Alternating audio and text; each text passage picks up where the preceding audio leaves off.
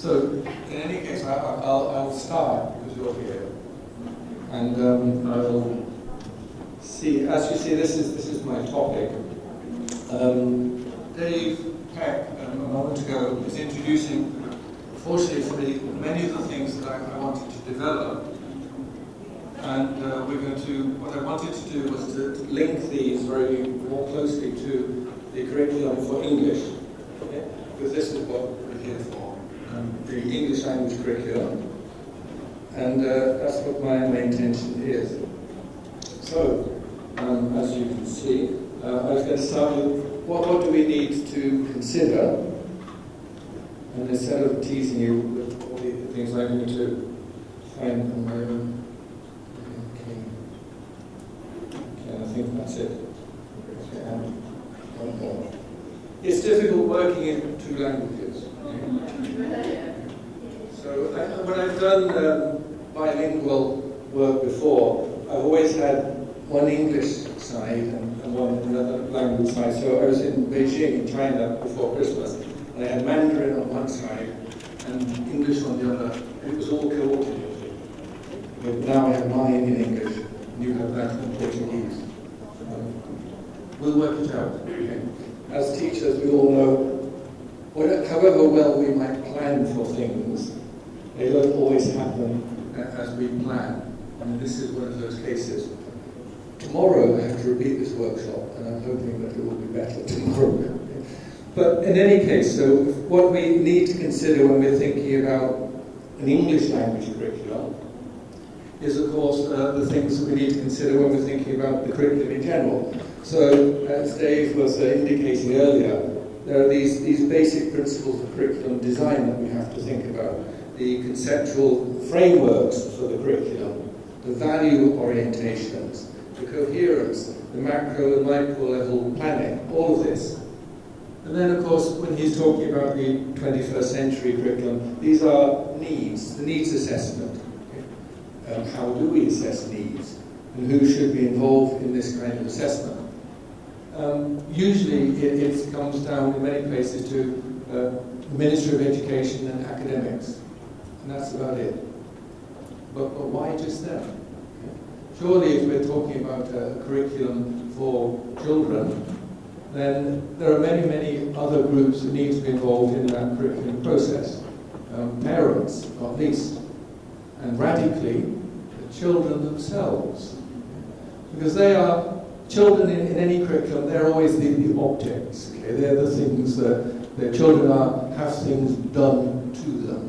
Okay? And this is, I think, a very negative way of looking at things. We're trying to develop children, we're trying to develop their skills, in this case for English, so why shouldn't they be involved in telling us, in some respect, what kind of English do you think you need? What would you want English for? So that's a more broader assessment for the needs assessment. And then once we've got that, we formulate our objectives. What do we want our learners to achieve? Yeah. Is there anything specific in terms of what can we measure these knowledge, the skills, the attitudes? If so, we have to define them, okay, and relate that specifically to English. Then there are the means to achieve our objectives. Okay. There are our teaching methods, which is what we always think about. What about learning styles? What about learning strategies? Okay. The ways in which children accomplish tasks. So if we're going to learn English, okay, how is it that we're going to set about it? Are there more effective ways to do this? And there's a lot of research into children's learning or language learning strategies, which indicates that yes, there are specific ways to learn a language which are more effective than others. And if that's the case, why aren't we doing it? Surely, logically, that's what we should be doing. Right? And then, of course, we have to think about, very importantly, about timelines and required resources. How much time do we have for learning English? In Brazil, how many lessons per week for learning English? One or two? And how long are those lessons? 45, 50 minutes. So, we have less than 2 hours a week. How many weeks per year?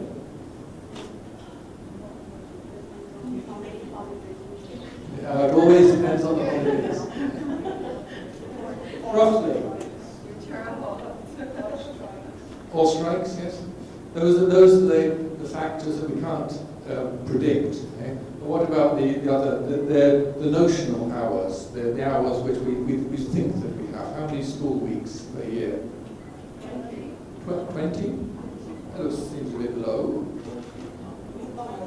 40. Okay. So 40 weeks. So we have less than 80 hours per year to learn a language. That's not a lot. Now if we think, how long did it take us to learn our first language? Before we became fluent in that? Well, we spend an entire year at least just listening, don't we? Okay, before we start burbling, then we start playing with sounds and so on. And we don't become fully competent in our first language until we're about 5. By the age of 5, the whole grammar's in place. 5 years. And that's our first language, and we're using it all the time. We're trying to make sense of the world around us in our first language. 5 years. Now, if we've only got 80 hours a year, we're not going to learn very much. Okay?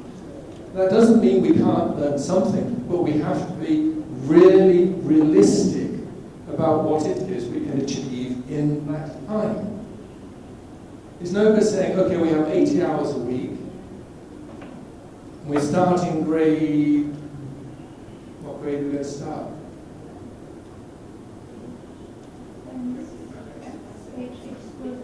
Grade 5, 6, 7, when? Secondary school? It's mandatory from 6th grade on. Mandatory from grade 6. Okay. So, how many years did that take us? 6, 7, 8, 9? 7 years. Okay, 7 years. 7 times 8 is, we've got 560 hours. We're not going to learn very much, particularly if there isn't much English in the environment around us. Now, of course, if there's plenty of English around, then we can learn a lot more, because we have that reinforcement. But if there is no reinforcement in the environment, or minimal reinforcement in the environment, then we have to keep revising and recycling. So we can't learn that much. But in that amount of time, we ought to be able to learn something. So I'm not being defeatist, but I'm being realistic. It's not that children cannot learn. Of course they can learn. But don't have objectives for your curriculum saying, by the end of high school, children will be fluent in English. Absolutely no chance whatsoever. In all of the places that I've worked, it's like this. People have unrealistic expectations about what can be achieved.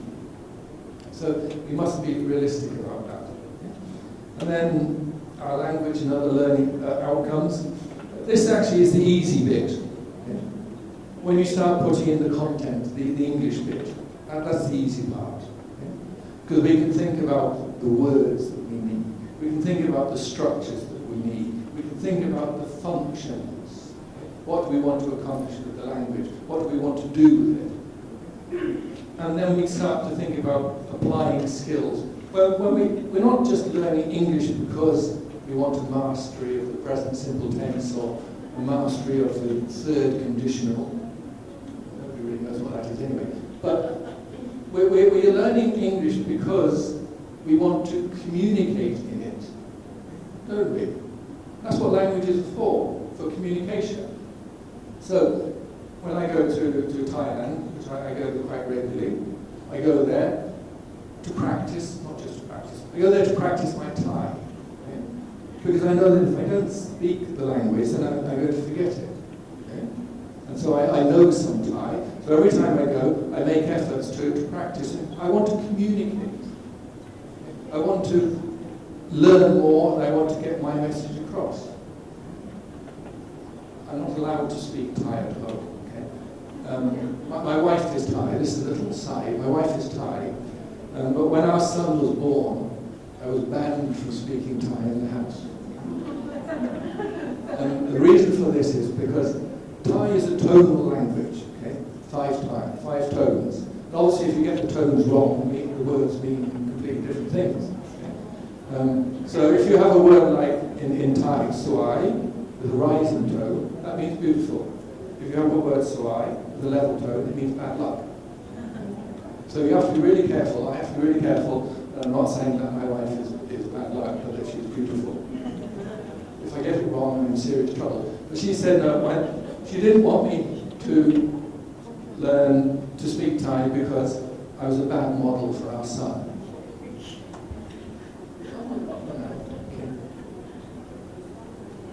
Okay, now we can move on. So we have the first one, but it's in English, okay? So we have to practice your English skills. And then assessment, okay? Matching assessment to teaching learning methods and techniques. Forms of assessment to promote learning. Because too often, assessment is about telling children what they don't know. Okay? What are exams for? To make some children fail. Instead of having assessments and examinations in order to show children what they have learned, it's always so negative. What you don't know, what you have failed in. But really, it should be about telling children what they know, about what they have learned. Okay? So,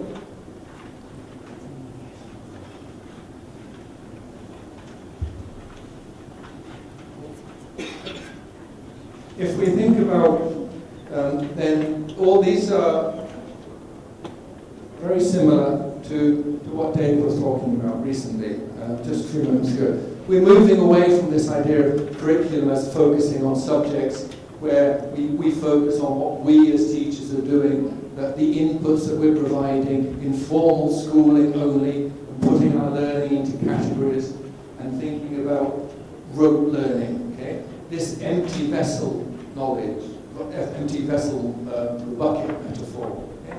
That's no longer, as Dave was saying, relevant. We need to be thinking more of curriculum as a framework. Okay?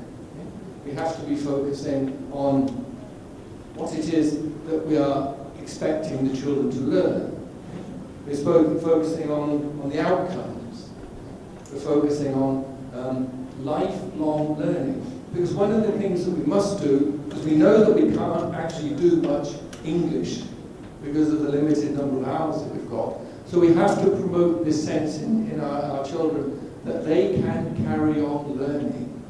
It doesn't stop when they leave the classroom. Because there are so many resources beyond the classroom now in which they can access more English through the internet.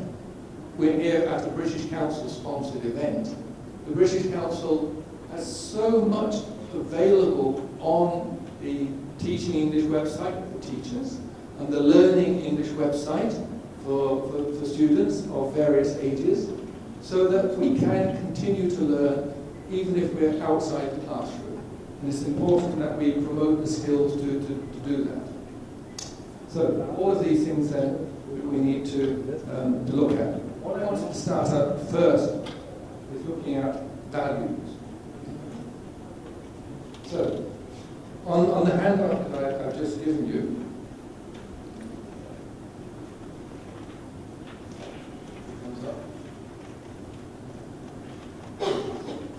what I want you to do is, everybody got one of these now? Yeah. So we can practice your English language skimming and scanning. Look at these are examples. I think one is from Thailand. I haven't got my own copy. And the other one is from India. Okay. These are extracts from the official curriculum documents for Thailand and for India. So, what do they tell us about key values? Okay. So, look at these. What do you think are the key things in these documents? Let's see if I can. Communication. See if I can get one for myself. Do we have any spare copies? Ricardo. Share. So we have communication.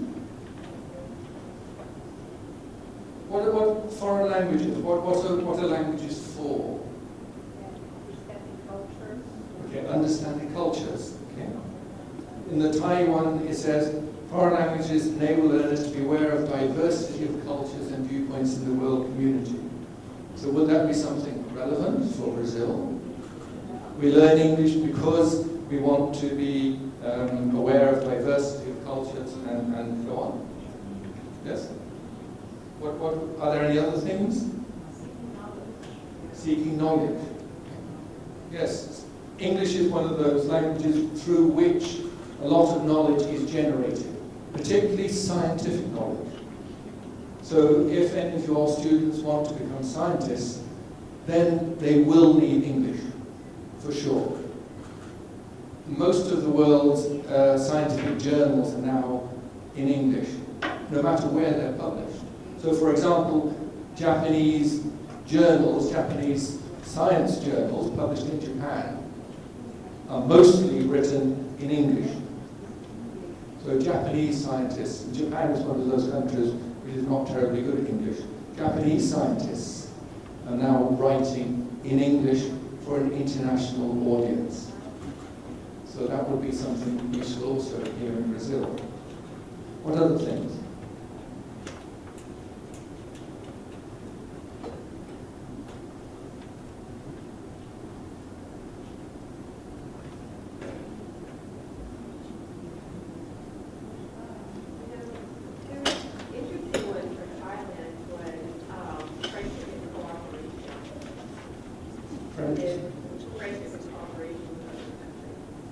Friendship and cooperation with other countries. Often these things come about because of political reasons. So for Thailand is part of ASEAN, which is the Association of Southeast Asian Nations, and they're about to launch on the AEC, the ASEAN Economic, I forget what it's called now, but it's a trading bloc. And it will be a free trade bloc within Southeast Asia.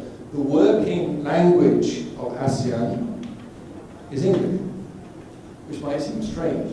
But Thailand, Cambodia, Vietnam, Laos, Malaysia, Singapore, and Brunei, the working language is English. So a knowledge of English in this context then is useful for that regional cooperation and friendship. What about? With people who are non-English speakers. Exactly.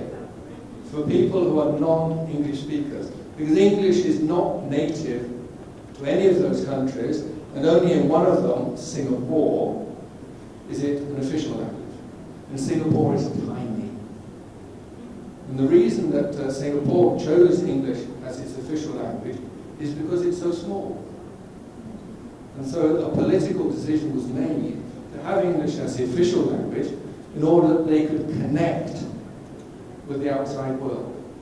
Because they only survive if they trade. And they see English as that means of trade. What about Brazil?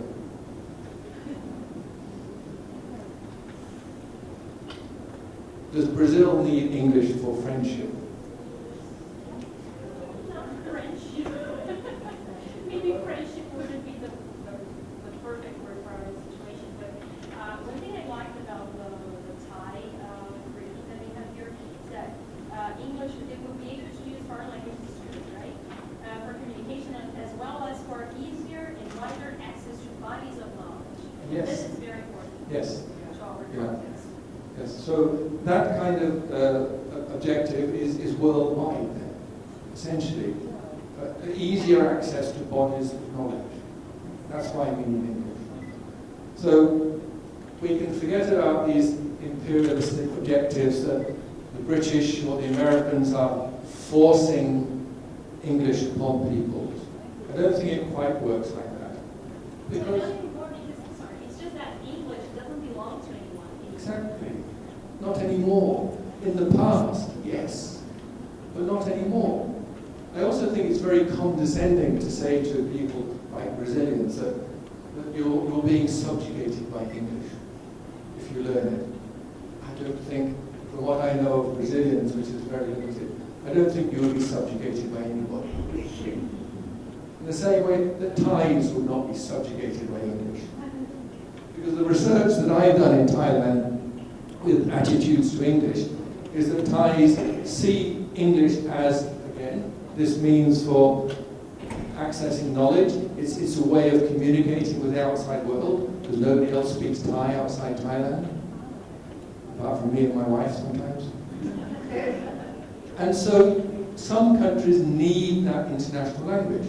But it doesn't mean they're subjugated for it. And it certainly doesn't mean that Thai is in any danger from English.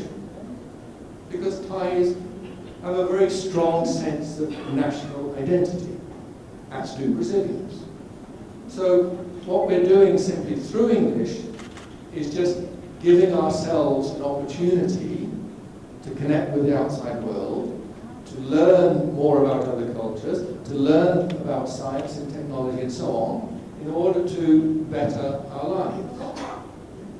And also, learning languages is fun, which we should never forget.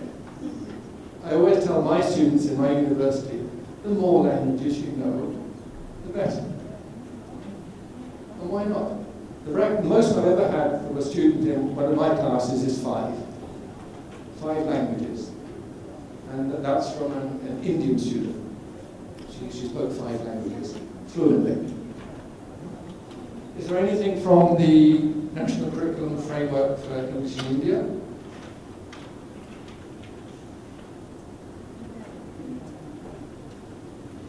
I really like the way it starts. The first sentence is very nice. English in India is a local language known to your country.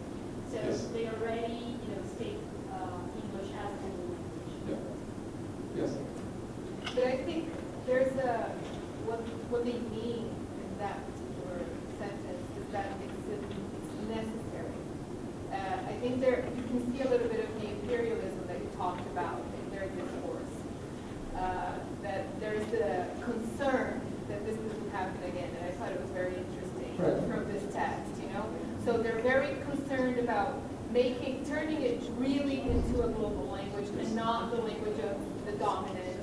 And there's a concern of, not erasing languages that are not so spoken anymore, Yes. So I felt that this text. Yes, because in India, of course, English was the language of the colonial oppressor. Yeah. But now it is one of many Indian languages. And there are several hundred languages in India, over 300. It's one amongst many. And one of the problems in India, of course, with English is that it's reserved for people from the highest strata of society. That's a problem. That's a serious problem. So one of the things that we, as educators, need to do is to make sure that every child in every school, no matter where that school is, has access to the same quality of English language education as anyone else. It should not, if we're going to start teaching or paying more attention to English in Brazil, then it has to be egalitarian. It should not be something which rich people use to exclude poor people from opportunity. And unfortunately, that is what happens in some countries. In India at the moment, it happens. And one of the things about the curriculum framework for English in India is that they do try to promote a more egalitarian approach to the teaching of English. It's really difficult. In a country of 1 billion people, then you can understand the problems. Again, they start teaching English in primary school. I was working in one of the Indian states in Madhya Pradesh in March. We were doing a pilot CPD program, with 30,000 teachers. And when this program goes across the state, 300,000 teachers will be involved. 300,000. And that's just one state. 300,000 teachers of English in primary schools in one state. So,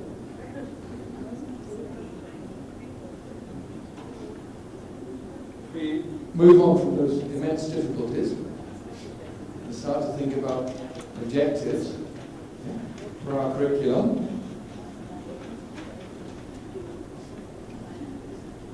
Let's see if I got them all. Yes. Okay. So we can think about our objectives for English in different ways. We can obviously, the easy ones are our linguistic objectives, and also we need the non-linguistic. The easy ones, the linguistic objectives, we can learn structures. Okay?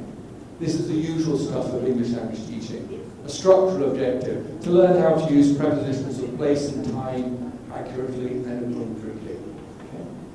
Okay? Okay? I put the pointer on the desk. Or under, or beside the microphone, and so that kind of stuff. Okay? You probably all got bored to tears with that kind of stuff in school yourselves. Okay? Functional objectives, okay? To participate actively in a simple conversation, to ask and answer questions, or to signal non-understanding. Very important thing, signaling non-understanding. I'm sorry, but I don't understand. Because that gives the person you're talking to the opportunity to rephrase in any language. The most difficult thing when you're learning English, as learning any language, you start speaking to people, they think you understand everything. And so they just babble on. And you have to say, slow down, please. So these kind of things, do we ever teach these in school to the children? Do we ever say to them, you have to learn how to say, slow down, please? Because it's very important. Because you need these strategies for communication to enable you to get your message across. That needs then to be in your curriculum.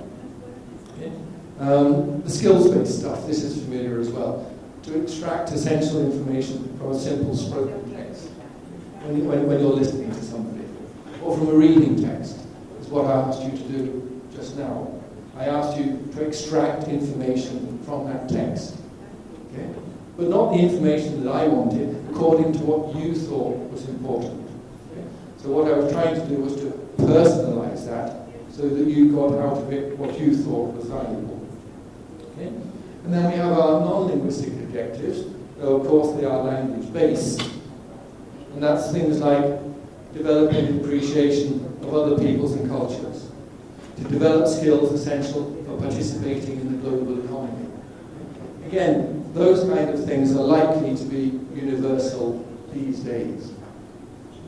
And it's likely that those kind of things would go in the curriculum document here for English as they would in Colombia or as they would in Thailand and elsewhere.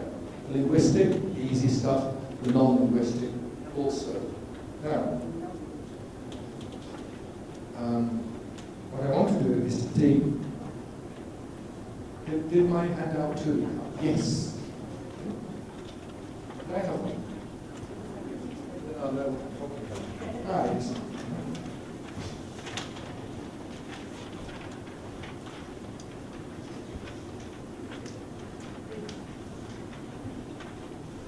Because I want you to have a, how much time have we got? Have I got till 4:10? Yes, I think so. 10 minutes past 4. I finish. Thank you. So what I've given you is an extract from the Common European Framework of Reference. This is something which will be in use in many countries throughout the world nowadays. Okay? It's used to define behavioral outcomes. So these broad outcomes are then used to define detailed specifications for language and skills that you would acquire at the end of each grade level. So on these I've got,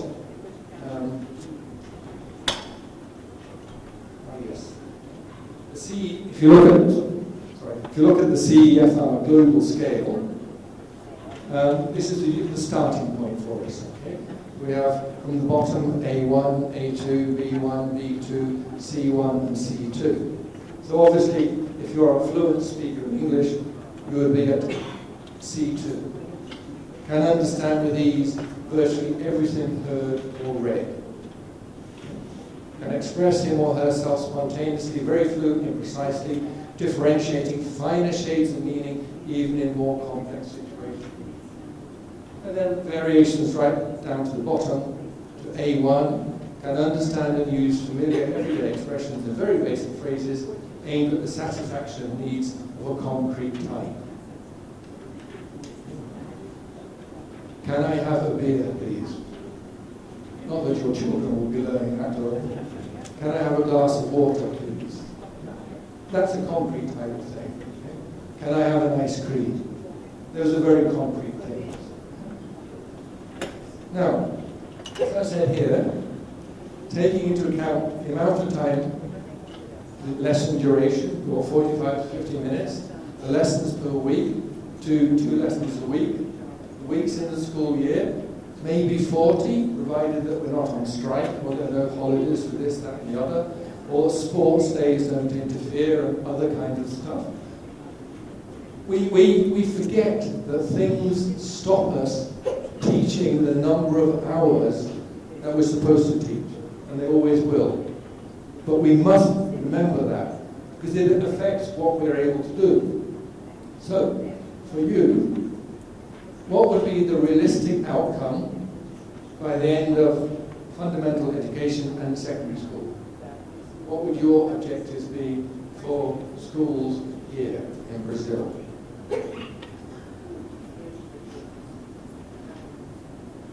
The number of hours. A1, A2, B1, B2. What would you be aiming for? Anybody aiming for C2 by the end of secondary school? No, never. But in Colombia, at least based on the calculations we did initially, was B1 at the end of high school. Okay. Assuming that you start from primary school at 2 hours a week. Okay. Right, so Ricardo was just telling us that in Colombia, based on the number of hours that children have, then they should get to B1 by the end of high school. It should be. Okay? We have to think, though, again, of this contextual factor. How much opportunity do children get to practice their English outside school? Because on the back of the handout, it tells us that we need approximately 350 to 400 guided learning hours to reach B1. Now, that may be the case, perhaps, if we're having all of those hours in a short space of time. So if we compress the hours into one school year, if we did 350 to 400 hours in 1 year, we might get to B1. But if you spread those hours out over 5, 6, 7 years, you're much less likely to achieve that objective because children forget. In the same way that I forget if I don't travel to Thailand for a long time, I forget. I forget how to say simple things. I find myself searching for items of vocabulary. And I've forgotten, what's that word in Thai? And that's a natural thing. So we have to think about access to the language outside the classroom to reinforce the learning inside the classroom. And if children don't have that access, then it's going to slow down the entire learning process. So they may not reach B1.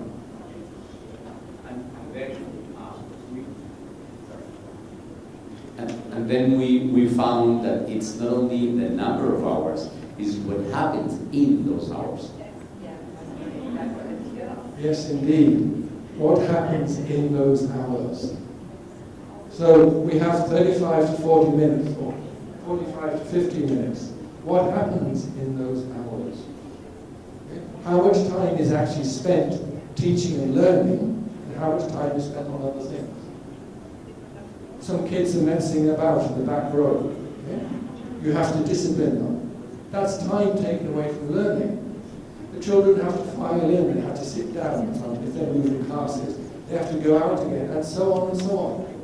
You have to collect homework. All of these kinds of things take time away. Yeah, I have a... For those of you who are like me, who need translation in another language. So to come up with these hours, was it in a particular instructional context? Like using a standard curriculum, a well-developed curriculum? For the CFR, yes. Okay, Yes. so this is really, these hours presuppose that you've got a strong curriculum. Yeah, the That's hours. very important. I Yeah. think that emphasizes. Yeah, the hours presuppose the ideal learning environment. Okay. But one of the problems is this framework, the Common European Framework of Reference, is being exported beyond Europe into different contexts of use. And Dave Peck was saying earlier, you cannot just take one thing from one place and drop it in another place and expect it to work. But people are still doing it. The objectives for Vietnamese secondary schools now are specified in terms of the Common European Framework of Reference. Vietnam's a long way from Europe, but they're still using it. And this is one of the problems. So we have to be very careful. And as educators, we tell people in ministries that this won't work, you shouldn't be doing this, but they do it anyway. And the problem is we are then left as teachers to pick up the pieces and try to make things work. And that's our job. We're always trying to make things work. And other people try and make a mess of things for us. But we're very good at it as teachers, at making things work. Because it's the essential skill. Why are we teachers? Because we like what we do. We like helping people to learn, at whatever level. I like helping my students to learn in university. When I was a school teacher, I liked helping my students to learn in school. That's why we do it. So we will always, I think we just have to accept that we will be left picking up the pieces. But we're good at that. Now, I had an optional class. Is that one? There was the optional, I think. That's the optional one. I can't do that now. It is optional. And I don't have a handout for it. But I can send it to you. So we go to the non-optional one, which is the assessment one. Now, we have the other handout. I've got lots of these.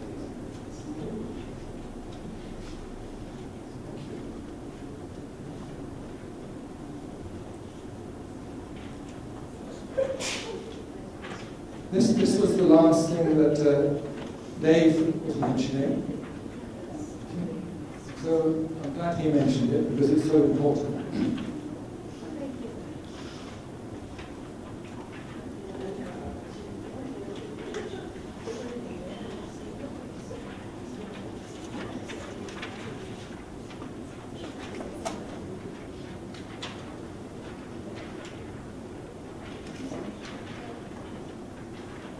So, as I said, all of our good intentions about curriculum and what we want children to learn, how much English for what purposes and so on, all of that will come to nothing. All of that will be potentially ruined if the means of assessment do not match the recommended teaching and learning methods. Okay? They have to match. So the new curriculum has got to be clear right from the beginning about how the learning outcomes are going to be assessed. Now, it's no good having what people would call a communicative curriculum for English if you're still doing grammar-based tests.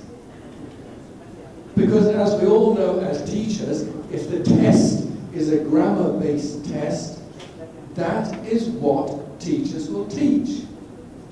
Of course they will. Because as teachers, one of the unfortunate things is we get judged on our students' examination results. Now, if our students fail the tests, who's the first person to get the blame? Us. And it's not always our fault. So you can see why, if there's a grammar-based test, then that's what teachers are going to teach. Because they will have to think quite rightly, my students are taking a grammar-based test, therefore I've got to teach them grammar.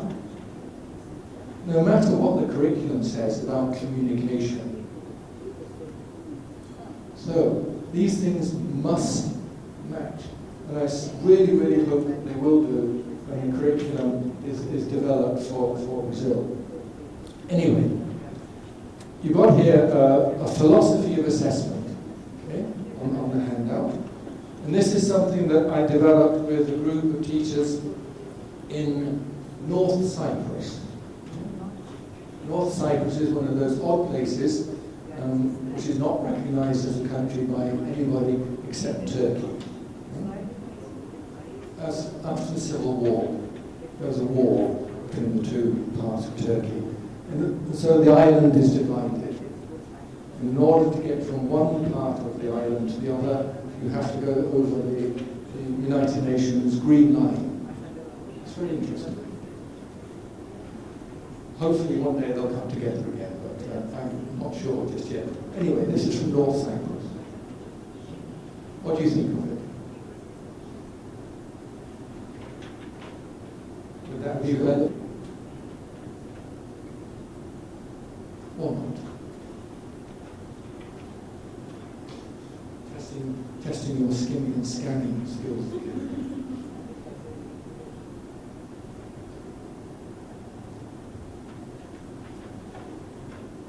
Oh. This one's in Portuguese. Good for you, not good for me.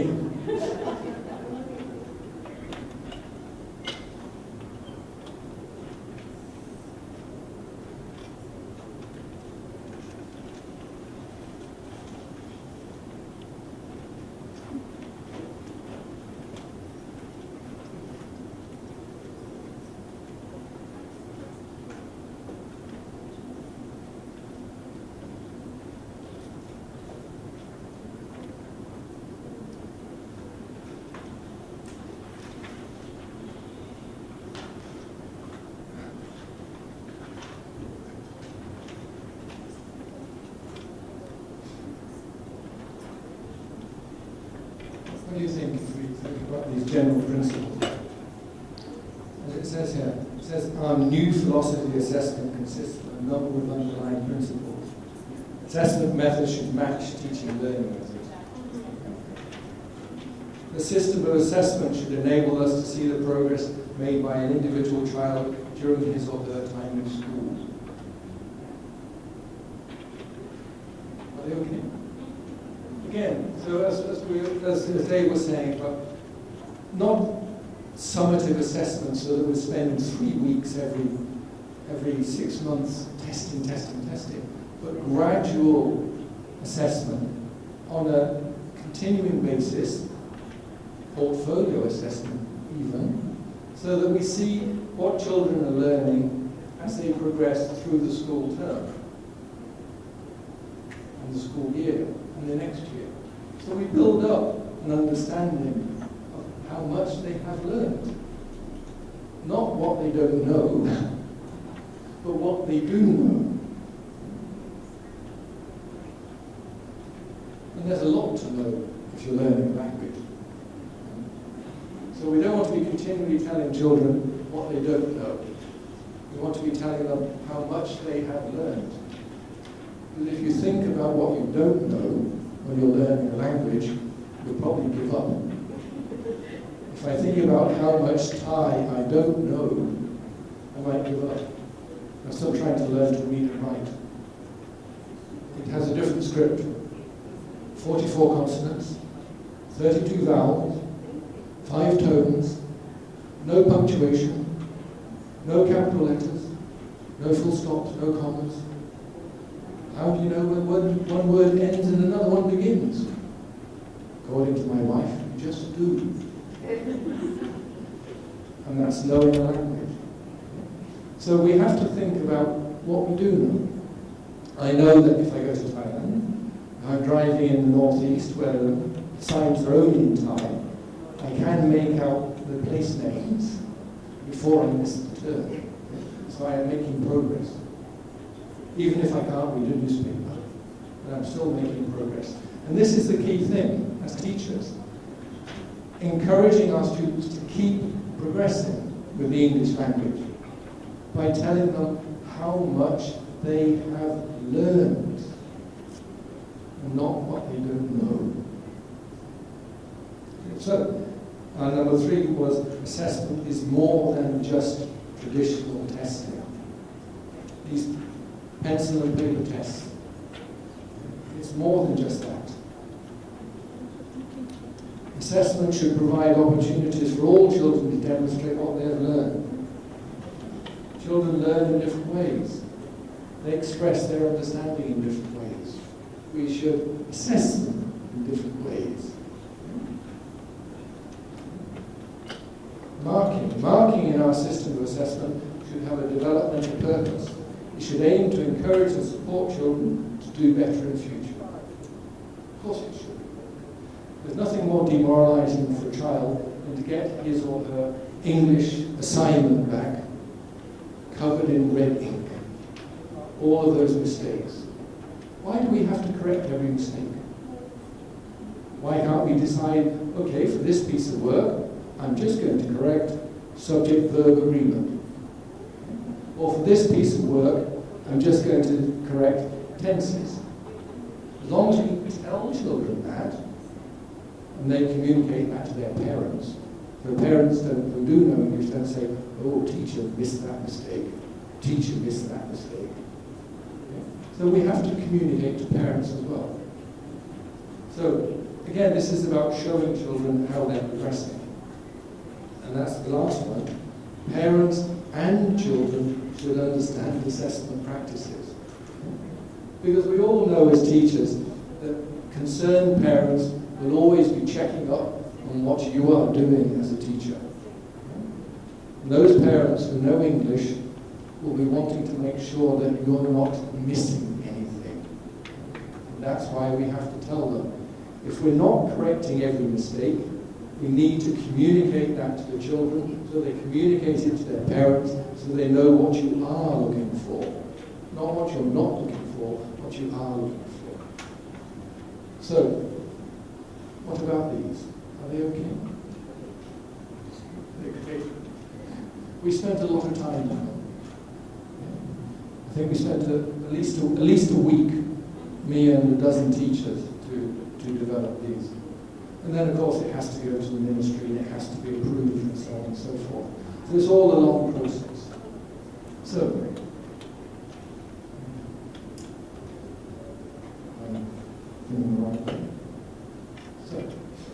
developing a new curriculum is a very complex process. Okay? And it does involve many people. It's not just education officials and teachers. It's parents. It's the students themselves, and people in wider society. So people beyond employers. Have we in Brazil asked employers what English language knowledge and skills does your workforce need? Okay? Because we talk about English being a language that students need for the workforce. So have we asked employers just what English is needed in their work? If we haven't, how can we say that? So, the curriculum has got to reflect the needs of the students and the wider society in the 21st century. And we'll only find out what that is by asking people. Curriculum is detailed syllabus about which bits of language, which functions, which skills of English. The teaching methods, the materials, as Dave was saying again, you can't just print the same old textbook with a new name. All of these things have got to match, particularly the methods of assessment. And then, finally, our objectives, as I said, have got to be realistic about how much English can our students learn in this context. How many hours have we got? Over how many weeks? For how many years? And how much English is there in the environment to reinforce that learning? If we're realistic, then the student will achieve those objectives. If we're unrealistic, they stand no chance. So that's what we need to think about, obviously, isn't it? Being realistic. So I think we have a few minutes for questions.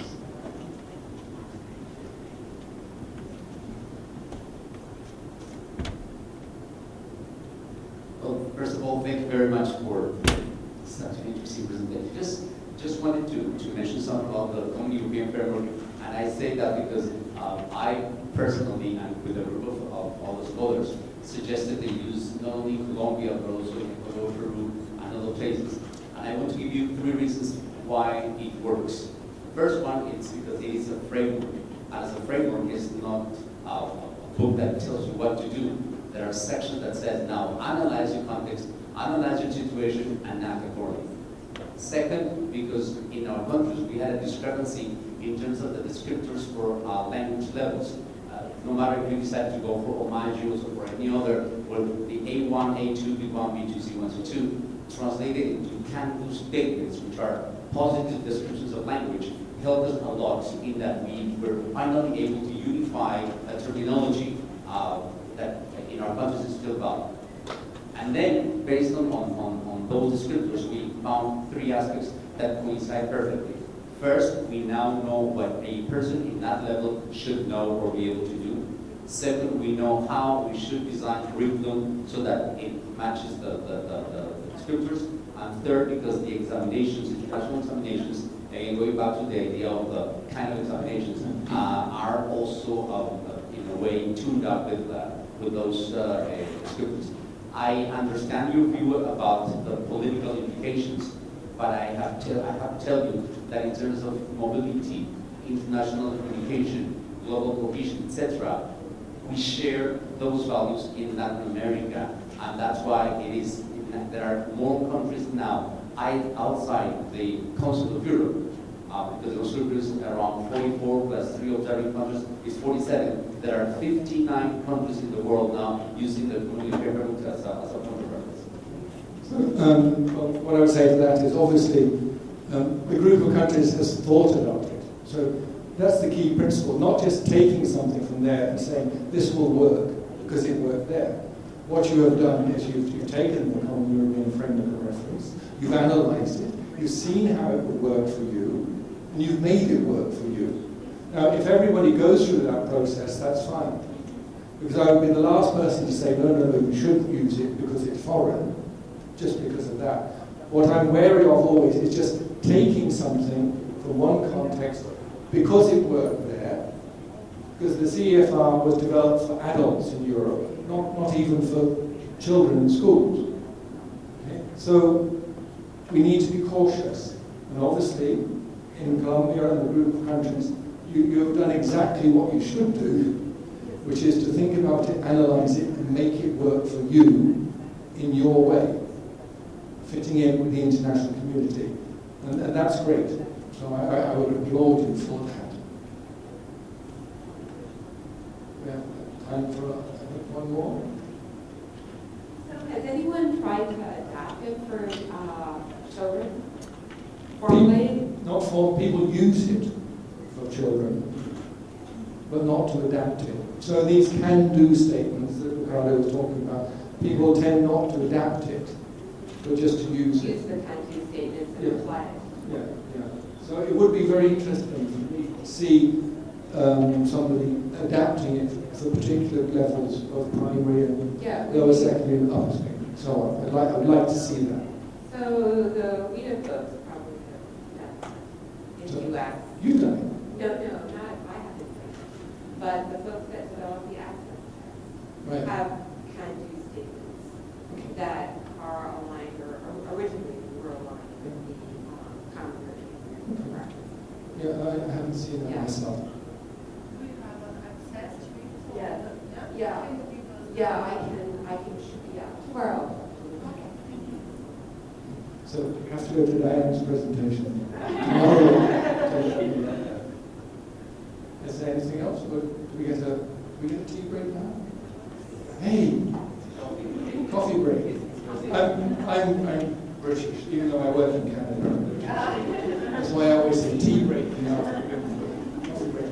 So if anybody wants to contact me about this, my details were on the beginning. It's simply dhayes@brocu.ca. That's BROCKU.ca. Or I can write it for you if you want to.